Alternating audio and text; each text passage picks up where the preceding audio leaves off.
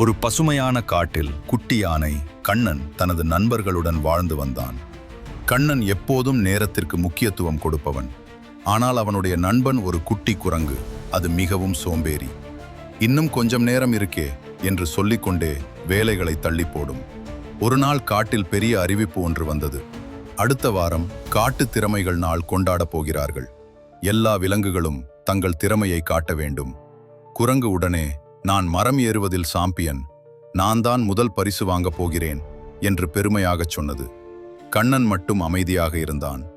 நாம் தினமும் கொஞ்சம் கொஞ்சமாக பயிற்சி செய்தால்தான் நன்றாக செய்ய முடியும் என்றான். முதல் நாள் கண்ணன் காலையில் எழுந்து ஓட பயிற்சி செய்தான். இரண்டாம் நாள் அவன் தண்ணீர் எடுக்கும் வேகத்தில் பயிற்சி செய்தான். மூன்றாம் நாள் அவன் தன் சமநிலையை மேம்படுத்திக் கொண்டான். ஆனால் குரங்கு, முதல் நாள் தூக்கம், இரண்டாம் நாள் விளையாட்டு, மூன்றாம் நாள் நாளை பார்த்துக்கலாம். போட்டி நாள் வந்தது. எல்லா விலங்குகளும் ஆர்வமாக இருந்தனர். குரங்கு தன்னம்பிக்கையுடன் மரத்தில் ஏற ஆரம்பித்தது. ஆனால் சரியாக பயிற்சி இல்லாததால் நடுவில் சோர்ந்து கீழே இறங்கிவிட்டது. கண்ணன் தனது சுற்றுப்பயிற்சியை அமைதியாக முடித்தான். அவன் ஓட்டம், சமநிலை மற்றும் தண்ணீர் எடுத்துச் செல்லும் வேகம் எல்லோரையும் ஆச்சரியப்படுத்தியது.